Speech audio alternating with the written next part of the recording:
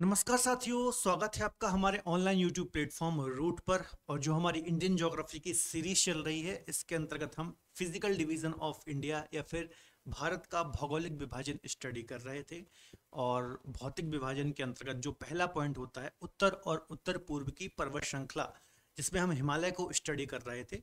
तो इस पार्ट को हम पढ़ रहे थे और ये हमारा इस सीरीज का 10वां या फिर 10th लेक्चर है। 9 लेक्चर ऑलरेडी आपको हमारी प्लेलिस्ट में मिल जाएंगे, तो प्लेलिस्ट को फॉलो कर लीजिए और सारे लेक्चर आप सीरीज से देखना स्टार्ट कर दीजिए। ठीक है, आज का जो हमारा लेक्चर है वो मध्य हिमालय, लघु हिमालय से रिलेटेड रहेगा। और शिवालिक या फिर वाह या फिर जो आउटर हिमालय है उसको हम डिस्कस करेंगे। ठीक है, इसके पहले हमने ट्रांस हिमालय को स्टडी किया, ग्रेटर हिमालय को डिस्कस किया है। ठीक है, तो लगभग 3 क्लासेस हमारी फिजिकल डिवीजन के संबंध में हो चुकी है। हमने जो भारत का फिजिकल डिवीजन है 6 पार्ट में किया था, और 6 में से जो पहला वाला फिजिकल डिवीजन था उत्तर और उत्तर पूर्व की पर्वत श्रृंखलाएं, जिसमें हम पूरा हिमालय स्टडी करते हैं, ट्रांस हिमालय, पूरा हिमालय प्रदेश, उत्तर और उत्तर पूर्व की पर्वत श्रृंखलाएं। ठीक है, तो इसको हमने स्टार्ट किया था और इसके अंतर्गत हम ट्रांस हिमालय पढ़ चुके हैं। क्या क्या पढ़ चुके हैं इसमें हम? एक तो ट्रांस हिमालय पढ़ चुके हैं और दूसरा हिमालय प्रदेश के अंतर्गत ग्रेटर हिमालय या फिर महान हिमालय को हम पढ़ चुके हैं। ठीक है, अभी एक बार मैं टेबल के माध्यम से आपका और रिवीजन करा दूंगा। आज जो हम पढ़ेंगे वो पढ़ेंगे मध्य हिमालय और शिवालिक। ठीक है, तो ये जो हमारा हिमालय प्रदेश वाला टॉपिक है ये पूरा कंप्लीट हो जाएगा, है ना। चलिए, टॉपिक को स्टार्ट करने से पहले थोड़ा सा अपडेट देना चाहूंगा। यदि आप हमारे साथ जुड़ करके किसी भी एग्जाम की तैयारी करना चाहते हैं तो प्ले स्टोर से आप हमारी रूट एप्लीकेशन को डाउनलोड कर सकते हैं। यहाँ पर आपको डिफरेंट फाउंडेशन कोर्सेज मिल जाते हैं और इंडिविजुअल अलग अलग सब्जेक्ट भी आपको देखने को मिल जाते हैं। तो आप एक बार हमारी एप्लीकेशन को डाउनलोड करके विजिट जरूर कर लीजिए। ठीक है, यहाँ पर आपको इंडिविजुअल सब्जेक्ट मिल जाएंगे, तो आप हमारी अलग अलग एक्सपर्ट फैकल्टी के साथ जुड़ करके बिल्कुल लाइव और रिकॉर्डेड बैचेस भी आपको यहाँ पर मिल जाते हैं। तो ये सारे बैचेस आप अवेल कर सकते हैं। मुझसे यदि आप ज्योग्राफी पढ़ना चाहते हैं, इंडियन ज्योग्राफी या फिर वर्ल्ड ज्योग्राफी, तो यहाँ पर आपको मेरे ज्योग्राफी के भी कोर्सेज मिल जाते हैं। लाइव कोर्सेज भी हैं, रिकॉर्डेड कोर्सेज भी हैं, तो इनको भी आप अवेल कर सकते हैं। ठीक है, एक बार आप हमारी रूट एप्लीकेशन को विजिट जरूर कर लीजिए। चलिए सीधे हम टॉपिक को स्टार्ट करते हैं। और टॉपिक को स्टार्ट करने से पहले फिर से वही टेबल जो हम लगातार रिवाइज कर रहे हैं, ये बार बार मैं आपको इसलिए दिखाता हूं ताकि ये जो पूरा उत्तर और उत्तर पूर्वी की पर्वत श्रृंखलाओं का डिवीजन है, वर्गीकरण है, ये आपको अच्छे से समझ में आ जाए और दिमाग में बैठ जाए। ठीक है, सबसे पहले उत्तर और उत्तर पूर्व की पर्वत श्रृंखला, ये पहला पॉइंट था फिजिकल डिवीजन के अंतर्गत, है ना। इसको हमने 2 पार्ट में किया था, एक तो श्रेणियों के आधार पर और एक तो इसका रीजनल डिवीजन या फिर प्रादेशिक वर्गीकरण। एक था ट्रांस हिमालय, मुख्य हिमालय और पूर्वोत्तर हिमालय। ये 3 पार्ट में हमने श्रेणियों के अंतर्गत किया था। ट्रांस हिमालय में हमने काराकोरम, लद्दाख, जास्कर, कैलाश श्रेणी स्टडी कर लिया, तो ये टॉपिक ऑलरेडी कंप्लीट हो गया है ट्रांस हिमालय का। और मुख्य हिमालय के अंतर्गत महान हिमालय या फिर ग्रेटर हिमालय को हमने स्टडी कर लिया है। ठीक है, आज के टॉपिक में हम ये दोनों कवर करेंगे, मध्य हिमालय, लघु हिमालय और शिवालिक, है ना। छोटा छोटा पार्ट है, ज्यादा टाइम नहीं लगेगा इसमें। उसके बाद नेक्स्ट लेक्चर में हम आगे की जो बचे हुए चीजें हैं, टॉपिक्स हैं, उनको डिस्कस करेंगे। ठीक है, तो आपको आई थिंक समझ में आ रहा होगा कैसे हम सिस्टमैटिक एक एक चीज को यहाँ पर पढ़ रहे हैं, क्योंकि ये वाला पार्ट ऐसा है, बहुत कंफ्यूजिंग पार्ट होता है और बच्चों को काफी ज्यादा कंफ्यूजन इसमें होता है। ठीक है, चलिए तो पढ़ना स्टार्ट करते हैं। उससे पहले थोड़ा सा मैं आपको रिवाइज करा देता हूँ जो हमने अभी तक पढ़ा है। ठीक है, सबसे पहले हमने ट्रांस हिमालय पढ़ा था यहाँ पर। ठीक है, यहाँ पर आपको काराकोरम रेंज देखने को मिलती है, ठीक है, लद्दाख रेंज देखने को मिलती है, और यहाँ पर ही आपको इस प्रकार से जास्कर रेंज देखने को मिलती है। ठीक है, इसको हम क्या बोलते हैं? इनको हम बोलते हैं ट्रांस हिमालय। क्या बोलते हैं? ट्रांस हिमालय इसको हम बोलते हैं। ठीक है, इसमें एक और रेंज यहाँ पर आपको देखने को मिलती है, कैलाश रेंज, है ना। यहाँ पर मैंने आपको बताया था काराकोरम, लद्दाख, जास्कर रेंज है। काराकोरम रेंज में ही हमारे भारत की सबसे ऊंची चोटी K2 गॉडविन ऑस्टिन है, और विश्व की दूसरी सबसे ऊंची माउंटेन पीक है। ठीक है, यह है यूरेशियन प्लेट का हिस्सा है।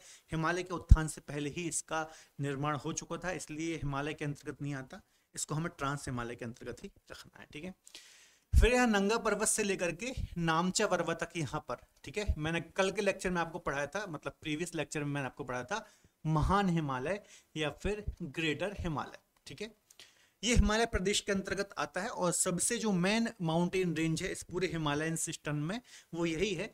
इसकी जो एवरेज हाइट है वो 6100 मीटर है। जितनी भी आपको वर्ल्ड की टॉप माउंटेन पीक्स देखने को मिलेंगे, चाहे आप माउंट एवरेस्ट की बात कर लीजिए, कंचनजंगा की बात कर लीजिए, नंदा देवी की बात कर लीजिए, है ना, बहुत सारी हैं, कामेत की बात कर लीजिए, सब आपको यहाँ पर ही देखने को मिलेंगे, इसी माउंटेन रेंज में देखने को मिलेगी ग्रेटर हिमालय में, ठीक है।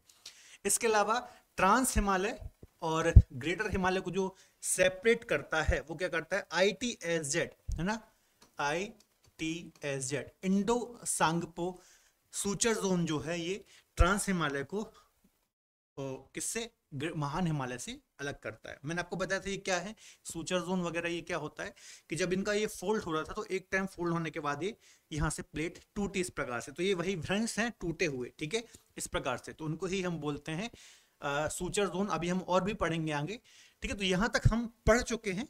अगला टॉपिक आज का हमें पढ़ना है मिडिल हिमालय या फिर मध्य हिमालय। प्रीवियस लेक्चर जरूर देख लें, तभी आपको चीजें समझ में आएंगी, ठीक है।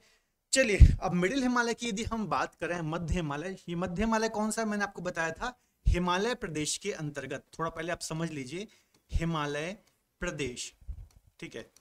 हिमालय प्रदेश का मतलब क्या है, जरा टेबल की ओर चलता हूं, ये जो मुख्य हिमालय या फिर इसको हम बोलते हैं हिमालय प्रदेश, ठीक है। तो इसके अंतर्गत 3 श्रेणियां हैं, महान हिमालय, मध्य हिमालय और शिवालिक, ठीक है। तो इसमें क्या क्या जाता है, एक बार देखिए, ठीक है। हिमालय प्रदेश में एक तो महान हिमालय, ठीक है, फिर मध्य हिमालय और फिर शिवालिक, ठीक है, शिवालिक। ये कैसे हैं, इस प्रकार से, तीनों इस प्रकार से ये रेंजेस हमें देखने को मिलती हैं पैरेलल एक दूसरे के, ठीक है, समानांतर एक दूसरे के देखने को मिलती हैं। तो महान हिमालय हमने ऑलरेडी डिस्कस कर लिया है, आज हम एक एक करके इन दोनों को डिस्कस करेंगे, ठीक है। तो आई थिंक आपको चीजें समझ में आ रही होंगी, है ना। महान हिमालय, सॉरी, मध्य हिमालय की बात करें, इसका नाम मध्य हिमालय भी है और लघु हिमालय भी है, कंफ्यूज मत हो जाना, है ना। नहीं तो कई लोग बच्चे जब नई नई ज्योग्राफी पढ़ना स्टार्ट करते हैं तो लघु हिमालय मतलब शिवालिक समझ लेते हैं, तो ऐसा कंफ्यूजन हो जाता है। तो आपको कंफ्यूज नहीं होना है, एक एक चीज बहुत अच्छे से मैं आपको समझा रहा हूँ। मध्य हिमालय, लघु हिमालय, ये हिमालय प्रदेश की जो मिडिल वाली श्रेणी है उसको ही हम बोलते हैं, इसलिए इसको हम बोलते हैं मिडिल हिमालय, ठीक है। अब इसकी जो है एवरेज हाइट है, ठीक है, एवरेज हाइट, औसत ऊंचाई, ठीक है, इसकी औसत ऊंचाई कितनी है, 3500 से लेकर के 4500 मीटर, ठीक है। जो हमने इसके पहले ग्रेटर हिमालय पढ़ा था उसकी एवरेज ऊंचाई कितनी थी, 6100 मीटर। अब देखिए इनमें कितना ज्यादा अंतर है, जो ग्रेटर हिमालय था, जो महान हिमालय था, उसकी एवरेज हाइट कितनी है, ठीक है, ये महान हिमालय की एवरेज हाइट 6100, और जो ये अभी हम पढ़ रहे हैं मध्य हिमालय बीच वाला, इसकी हाइट कितनी है, 3500 से 4500। तो इनमें जो फोल्ड हुए हैं, जो ये हिमालय बने हैं, ठीक है, मैंने आपको बताया था यूरेशियन प्लेट और इंडियन प्लेट का जब अभिसरण हुआ तो इसके पश्चात जो इंडियन प्लेट है यह यूरेशियन प्लेट के अंदर गई इस प्रकार से, ठीक है। और यहाँ पर बीच में जो टेथिस सागर के अवसाद थे उससे ही, उनमें ही फोल्ड होने के पश्चात इस हिमालय का निर्माण हुआ है, ठीक है। तो ये ग्रेटर हिमालय है, ये मिडिल हिमालय है और ये शिवालिक है ना, इस प्रकार से ये ग्रेटर हिमालय हो गया, फिर ये मिडिल हिमालय हो गया और ये शिवालिक हो गया। तो इनकी हाइट में भी उतना ही ज्यादा अंतर है, ठीक है। ग्रेटर हिमालय बहुत पहले बन गया था, उसके बाद ये मध्य हिमालय बना, फिर उसके बाद सबसे जो नया है वो शिवालिक है। शिवालिक की और जो एवरेज हाइट है लगभग 1000 मीटर के आसपास है, ठीक है। तो याद रखना, इसमें अंतर यह है कि काफी बाद में ये बने हैं, ठीक है। इनमें लाखों करोड़ों साल का अंतर देखने को मिलता है। अब देखिए इसकी जो एवरेज हाइट है इतनी कम क्यों देखने को मिल रही है, ठीक है, क्योंकि मैंने आपको बता दी कि अलग अलग टाइम पीरियड में ये बने हैं, ठीक है, और अभी भी इनका उत्थान जारी है, ठीक है। दूसरी बात, इनकी चौड़ाई भी देख लीजिए, उतनी इंपॉर्टेंट नहीं है, लेकिन 60 से 80 किलोमीटर लगभग इनकी चौड़ाई है, तो उतनी इंपॉर्टेंट नहीं है, हाइट याद रख लेना। अब आप अक्सर यहाँ पर आप देखिए उत्तराखंड है और यहाँ पर ये हिमाचल प्रदेश है ना, ये 2 राज्य हैं। ये पर्यटन के लिए काफी ज्यादा जाना जाता है। पर्यटन मतलब पर्वतीय हिल स्टेशन यहाँ पर बहुत ज्यादा देखने को मिलेंगे, है ना, पर्वतीय नगर, ठीक है। पर्वतीय नगर मतलब हिल स्टेशन, मतलब ऐसे शहर जो कि पहाड़ों पर बसे हुए हैं और खास तौर पर पर्यटन के दृष्टिकोण से ये बहुत महत्व रखते हैं। देश विदेश से जो पर्यटक हैं यहाँ पर घूमने आते हैं, ठीक है। यहाँ पर आपने सुना होगा कुल्लू हो गया, मनाली हो गया, शिमला हो गया, डलहौजी हो गया, ठीक है, यहाँ दार्जिलिंग हो जाएगा, बस ये बहुत सारे हिल स्टेशन, अभी मैं सब एक एक करके बताऊंगा, ठीक है। तो ऐसा क्यों है कि इतने सारे हिल स्टेशन यहाँ पे, उसके पीछे रीजन है इसकी हाइट। यहाँ पर देखिए इसकी जो हाइट है वो आइडियल हाइट है, कि वहां पर हिल स्टेशन डेवलप हो सके। यदि आप ग्रेटर हिमालय देखोगे तो इसकी ऊंचाई देखिए कितनी है, 6100 मीटर है। अब यहाँ तो इसके शिखर तो हमेशा बर्फ से ही जमे होते हैं, ठीक है, तो यहाँ पर आप छुट्टियां नहीं मना सकते। तो जो आइडियल प्लेस है ना, मतलब एक प्रकार से देखा जाए हिल स्टेशन के नजरिए से, तो जो मध्य हिमालय है यह बेस्ट है, ठीक है। यही रीजन है कि यहाँ पर बहुत सारे हिल स्टेशन हमें देखने को मिलते हैं, ठीक है। एक तो ये पॉइंट आपको याद रखना है, ठीक है। अभी हम एक एक करके सारे हिल स्टेशन भी यहाँ पर डिस्कस करेंगे। दूसरी बात जो मध्य हिमालय के अंतर्गत महत्वपूर्ण है वो ये है कि ये मान लीजिए ग्रेटर हिमालय हो गया ना, ये ग्रेटर हिमालय हो गया। मैंने आपको बताया था नंगा पर्वत से लेकर के अरुणाचल प्रदेश नामचा पर्वत तक ये कौन सा हिमालय है, महान हिमालय है ना, ग्रेटर हिमालय, GH लिख देता हूं मैं, ठीक है। इसके दक्षिण में क्या है, मध्य हिमालय जो हम पढ़ रहे हैं। तो ये जो मध्य हिमालय है ना बच्चों, ये टुकड़ों में है। टुकड़ों में मतलब कैसा कि एक रेंज ये हो गई, ठीक है, एक रेंज ये हो गई, ठीक है, फिर एक रेंज ये हो गई इस प्रकार से, फिर एक रेंज ये हो गई, फिर एक रेंज ये हो गई। इस प्रकार से टुकड़ों में इसकी रेंजेस हमें देखने को मिलती हैं। तो इसकी रेंजों के नाम अलग अलग है। जैसे कि पहली रेंज का नाम हो जाएगा पीर पंजाल, ठीक है, ये आपको जम्मू कश्मीर में देखने को मिलेगी। बात समझ में आ रही है। इसके बाद ये हो जाएगी धौलाधर, क्या हो जाएगी ये हो जाएगी धौलाधर। ये कहाँ देखने को मिलेगी, ये हिमाचल प्रदेश में हमें देखने को मिल जाएगी, ठीक है। इसके बाद यहाँ पर आप देखेंगे ये, इसको हम बोल देंगे मसूरी, ठीक है, ये उत्तराखंड में हमें देखने को मिल जाएगी, ठीक है। और भी है नाग टिब्बा वगैरह, वो भी उत्तराखंड में देखने को मिल जाएगी। फिर एक यहाँ पर महाभारत देखने को मिलेगी, महाभारत रेंज, ये कहाँ पर देखने को मिलेगी, नेपाल में देखने को मिलेगी, ठीक है। अब जो ये अलग इतने सारे नाम लिख दिए मैंने, ये पूरा क्या है, इसको हम क्या बोलेंगे, ये मध्य हिमालय का ही हिस्सा है, लघु हिमालय का ही हिस्सा है, लेकिन इसकी अलग अलग रेंजेस हैं, इसलिए अलग अलग रेंज को अलग अलग राज्य में अलग अलग नाम से जाना जाता है। जैसे कि जम्मू कश्मीर में पीर पंजाल, हिमाचल प्रदेश में धौलाधर, मसूरी और नाग टिब्बा के नाम से उत्तराखंड में जानते हैं, महाभारत के नाम से नेपाल में जानते हैं, ठीक है। तो ये मिडिल हिमालय की ही रेंजेस है। एग्जाम में क्वेश्चन आ जाएगा पीर पंजाल रेंज किसका हिस्सा है, मसूरी रेंज किसका हिस्सा है, महान हिमालय, मध्य हिमालय, शिवालिक। तो आपको पता होना चाहिए कि यह मध्य हिमालय का ही हिस्सा है, लघु हिमालय का ही हिस्सा है, कुछ अलग चीजें ये नहीं है, ठीक है। तो ये बात आपको याद रखना है। ये हो गया मिडिल हिमालय, ठीक है। अब शिवालिक को हम बाद में पढ़ेंगे, तो ये आपको याद रख लेना है कि ये सारी जो रेंजेस हैं यह मध्य हिमालय का हिस्सा है। अब अगली महत्वपूर्ण बात है, ठीक है, ये हो गया भैया महान हिमालय और ये हो गया मध्य हिमालय, ठीक है, ये पैरेलल है, ये पहले मैं आपको बता चुका हूं। अब एक चीज और समझिए जो महत्वपूर्ण है, जैसे कि मान लीजिए एक पर्वत ये है, ठीक है, और दूसरा पर्वत यहाँ पर ये है मान लीजिए, ठीक है। अब यहाँ पर देखिए ये खाली स्पेस दिख रहा है यहाँ पर, ठीक है। ये जो खाली स्पेस है ना, इसको हम बोलते हैं घाटी, पर्वतीय घाटी। यहाँ पर मैं अच्छे से बता देता हूं आपको, ठीक है, इसको हम बोलते हैं पर्वतीय घाटी।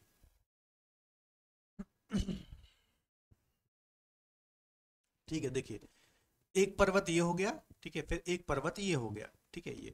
ये बचा हुआ जो स्पेस आपको यहाँ पर दिखाई दे रहा है, इसको हम बोलते हैं पर्वतीय घाटी, पर्वतीय घाटी, पर्वतीय घाटी। अब ये घाटी क्या होता है, तो दो बड़े बड़े पर्वतों के बीच में या फिर दो माउंटेन के बीच में एक जो घाटी होती है, ये जो खाली स्थान आप देख रहे हैं, यहाँ पर पूरे के पूरे बच्चों शहर बसे हुए होते हैं ना। बहुत सारी घाटियां हैं, काश्मीर घाटी, बहुत सारी ऐसी घाटी हैं, कुल्लू घाटी, नेपाल घाटी, काठमांडू घाटी, इस प्रकार की बहुत सारी जो घाटियां हैं वो इसी प्रकार माउंटेन्स के बीच में स्थित होती हैं। तो ऐसी कुछ महत्वपूर्ण घाटियां भी हैं जो कि एग्जाम के दृष्टिकोण से महत्वपूर्ण हैं, जो कि मध्य हिमालय और ग्रेटर हिमालय के बीच में देखने को मिलती है। जैसे कि यहाँ पर एक घाटी देखने को आपको मिल जाएगी इस प्रकार से, ठीक है। इसके अलावा आप देखेंगे तो यहाँ पर पीर पंजाल और जो धौलाधर रेंज है, ठीक है, यहाँ पर यदि आप देखेंगे तो धौलाधर रेंज कुछ इस प्रकार से है, ठीक है, इस प्रकार से है। तो यहाँ पर भी एक हमें देखने को मिलती है घाटी, ठीक है। यहाँ पर आप देखेंगे तो यहाँ पर घाटी देखने को मिल जाएंगी, और भी बहुत सारी घाटियां हैं, लेकिन हमें मेन घाटियां ही पढ़नी है। बात समझ में आ रही है। यहाँ पर मैं पेन का कलर जरा चेंज करता हूँ, ठीक है। देखिए एक घाटी ये हो गई, ठीक है, एक घाटी ये हो गई, एक घाटी ये हो गई, क्लियर हो रहा है। अब देखो एग्जाम में क्वेश्चन कैसे आते हैं। एग्जाम में क्वेश्चन आते हैं काश्मीर घाटी कहाँ अवस्थित है। ये घाटी कौन सी हो गई, काश्मीर, शॉर्ट में लिख रहा हूं काश्मीर वैली, ठीक है, केवी लिख दिया मैंने, काश्मीर घाटी, काश्मीर वैली, कुछ भी बोल लीजिए, ठीक है। एग्जाम में क्वेश्चन आएगा काश्मीर घाटी कहाँ अवस्थित है। कोई भी दिमाग नहीं लगाना, बस जो मैं आपको ये मैपिंग करा रहा हूं ना, ये आपको पता होना चाहिए। तो ये तो हो गया ग्रेटर हिमालय और मध्य हिमालय की पीर पंजाल, ये पीर पंजाल रेंज है जम्मू कश्मीर में, मध्य हिमालय की पीर पंजाल रेंज के मध्य में कश्मीर घाटी है। ठीक है, मल्टीपल टाइम ये क्वेश्चन एग्जाम में आया है। अब क्या होता है ना, बच्चे बस रटते हैं कि कश्मीर घाटी ग्रेटर हिमालय और पीर पंजाल में है, लेकिन जब एग्जाम में क्वेश्चन आता है पीर पंजाल, धौलाधर, नागटिब्बा, मसूरी, कुछ भी जास्कर रेंज, तो सब भूल जाता है ना। ऐसे याद करने का सही तरीका नहीं है, आपको बिल्कुल इसी तरह से आपको मैपिंग करनी है अपनी कॉपी में। बात समझ में आ रही है? ठीक है, तो ये याद रखिएगा कि महान हिमालय और पीर पंजाल रेंज, मध्य हिमालय की पीर पंजाल रेंज जो कि जम्मू कश्मीर में है, इनके मध्य में कश्मीर घाटी देखने को मिलती है। कहां? तो जम्मू कश्मीर में ही देखने को मिलेगी। ठीक है, अगली घाटी यहां पर है कौन सी? कुल्लू घाटी। ठीक है, नाम तो आपने सुना ही होगा, हिमाचल प्रदेश में कुल्लू घाटी देखने को मिलेगी। ठीक है, कुल्लू घाटी कहाँ देखने को मिलेगी? अब इसमें थोड़ा सा अलग अलग बुक्स जब आप पढ़ते हैं तो अलग अलग चीजें देखने को मिलती है। ठीक है, तो यहाँ पर ये धौलाधर और पीर पंजाल रेंज के बीच में है, और कई जगह ऐसा भी लिखा मिलता है तो ग्रेटर हिमालय और धौलाधर रेंज के मध्य में है। तो ये कुछ ऐसा है, देखिए ये ग्रेटर हिमालय हो गया, ठीक है, ये पीर पंजाल रेंज हो गई, और यहाँ पर ये क्या हो गई? धौलाधर रेंज हो गई। ठीक है, तो यहाँ पर ही ये कुल्लू घाटी देखने को मिलती है।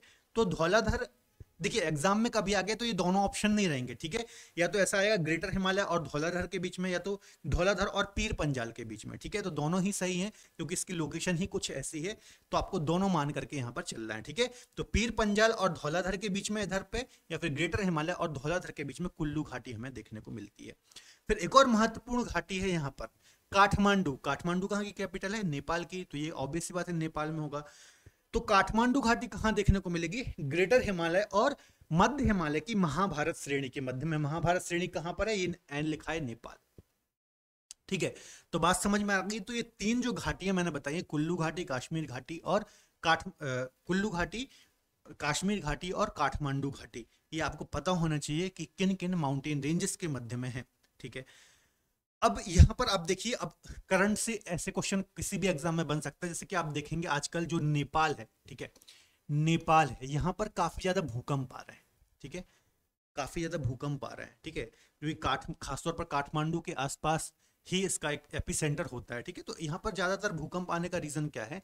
क्योंकि ये ग्रेटर हिमालय और देखिए मिडिल हिमालय के मध्य में है, और ये MCT मेन सेंट्रल थ्रस्ट में स्थित है। ठीक है, मतलब मैंने आपको बताया था ना, ये भ्रंश वाला हिस्सा है ना, यहाँ पर ये स्थित है, तो इस कारण से यहाँ पर काफी डिस्टरबेंस होता है, और यहाँ पर भूकंप वगैरह के भी झटके देखने को मिलते हैं, एपिसेंटर देखने को मिलता है। ठीक है, तो मेन सेंट्रल थ्रस्ट जो है यहाँ पर ये काठमांडू घाटी स्थित है, पूरा नेपाल बसा हुआ है, इस कारण से यहाँ पर भूकंप भी देखने को मिलता है। ठीक है, तो ये मिडिल हिमालय के संबंध में इतनी चीजें बताई हैं, आपको याद रखना है। एक और चीज जो अभी यहाँ पर मिस हो गई वो ये है, ठीक है, वो हम देख लेते हैं कि यहाँ पर देखिए, एक मिनट, ठीक है, एक और चीज आपको ये याद रखनी है, यहाँ पर एक चीज मिस हो गई है मिडिल हिमालय में, कि यहाँ पर जैसे मान लीजिए ये ग्रेटर हिमालय हो गया, ठीक है, इस प्रकार से ये मिडिल हिमालय हो गया ये। ठीक है, अब जो ये मध्य हिमालय की ढाल है ना, ये वाले ढाल, ये ढाल दिखाई दे रहा है। ठीक है, यहाँ पर सॉफ्ट घास के मैदान पाए जाते हैं। ठीक है, ये वाले जो ढाल हैं यहाँ पर सॉफ्ट है ना, सॉफ्ट घास के मैदान, घास मैदान है ना, मुलायम घास के मैदान या फिर सॉफ्ट घास के मैदान देखने को मिलते हैं, जिनको जम्मू कश्मीर में, इनको हम जम्मू कश्मीर में मर्ग बोलते हैं। ठीक है, क्या बोलते हैं? मर्ग। जैसे कि आपने सुना होगा सोनमर्ग, इसके अलावा गुलमर्ग। ठीक है, और यदि आप देखेंगे, ठीक है, जम्मू कश्मीर तक समझ में आ गया कि जो ये हरे मुलायम मखमली घास के मैदान देखने को मिल रहे हैं मध्य हिमालय की ढाल में, इसको जम्मू कश्मीर में मर्ग बोलते हैं। सोनमर्ग और गुलमर्ग इसके उदाहरण हैं। और यदि उत्तराखंड की बात करेंगे तो उसको हम उत्तराखंड में बुग्याल और पयाल कहते हैं। ठीक है, तो ये बात भी आपको याद रखना है, बुग्याल पयाल उत्तराखंड में, और जम्मू कश्मीर में सोनमर्ग गुलमर्ग कहते हैं। ये सॉफ्ट मुलायम एक प्रकार से मखमली घास होती है। ठीक है, बहुत बड़े क्षेत्रफल पर फैली हुई, तो ऐसे क्वेश्चन एग्जाम में आएंगे, आपको याद रखना है। क्लियर है?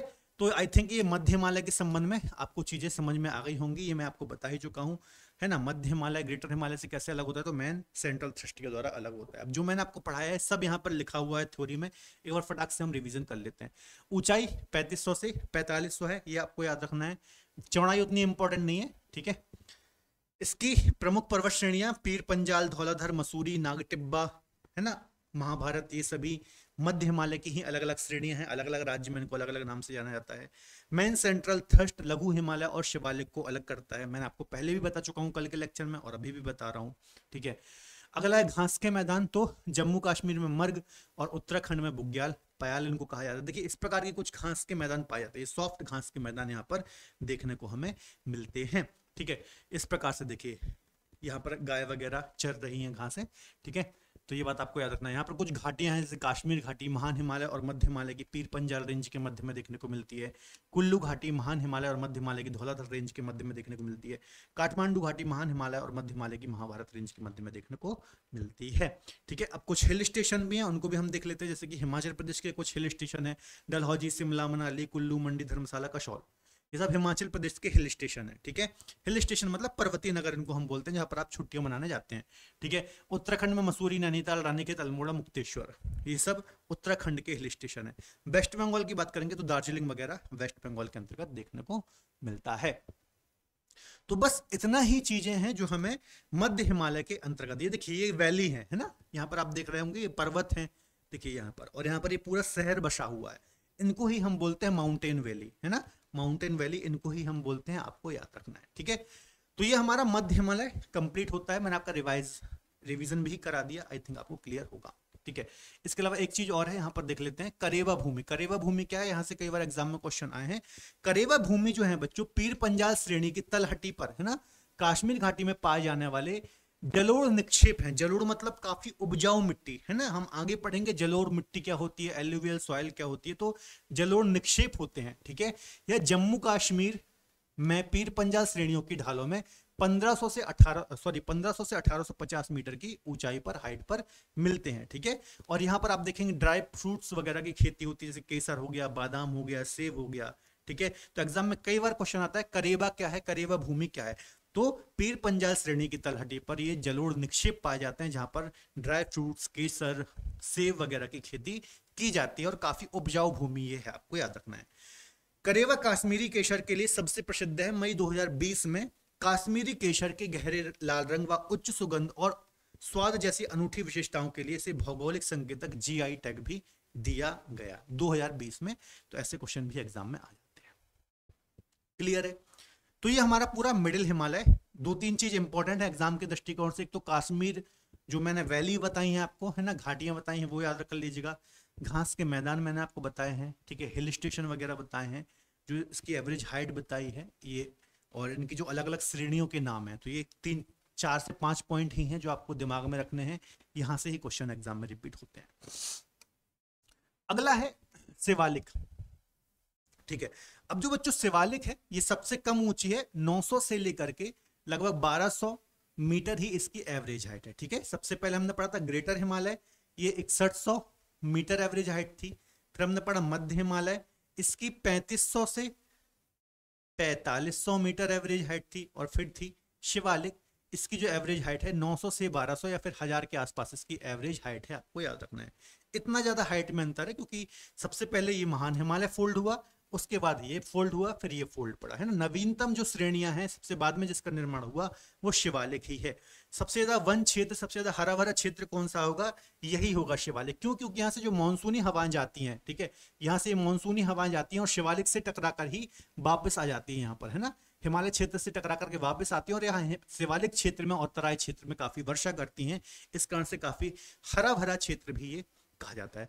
अब जो बाह हिमालय है या शिवालिक क्षेत्र है, यहाँ पर भी काफी पहाड़ियां हैं, जैसे कि जम्मू कश्मीर में जम्मू पहाड़ी, उत्तराखंड में हुंडवा पहाड़ी, नेपाल में चुरिया मुरिया पहाड़ी, ऐसे अनेक नामों से यहाँ पर इसको जाना जाता है, ठीक है। चलिए कि करके इसको भी हम जरा देखते हैं। जैसे देखिए एवरेज हाइट 900 से 1200 मीटर, और इसके अलावा मेन बाउंड्री फॉल्ट के द्वारा यह लघु हिमालय से अलग होता है, ठीक है। फिर से हम देखते हैं, सबसे पहले ट्रांस हिमालय, यहाँ पर देखिए रिवीजन बहुत जरूरी है बच्चों, है ना। सबसे पहले था ट्रांस हिमालय, ठीक है, काराकोरम, लद्दाख, जास्कर, ठीक है।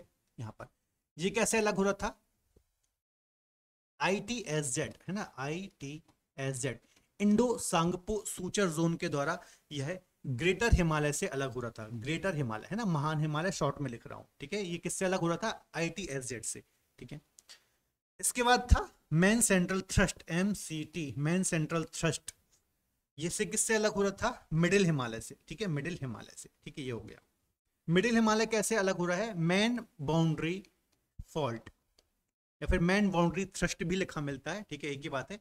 ये शिवालिक से अलग हो रहा है। तो ये तीन जो भ्रंश हैं प्रमुख आपको याद रखना है, जो सूचर जोन है या फिर प्रमुख भ्रंश हैं, ठीक है। यहाँ पर अलग अलग नदियां भी प्रवाहित होती हैं, आपको याद रखना है। जैसे यहाँ पर आप देखेंगे सिंधु नदी प्रवाहित होती है, ठीक है, अलग अलग नदियां यहाँ पर प्रवाहित होती है, तो आगे भी हम डिस्कस करेंगे इसको। तो ये आपको जोन भी याद रखने हैं, ठीक है। तो वही लिखा है, मेन बाउंड्री फॉल्ट लघु हिमालय और शिवालिक हिमालय को अलग करती है।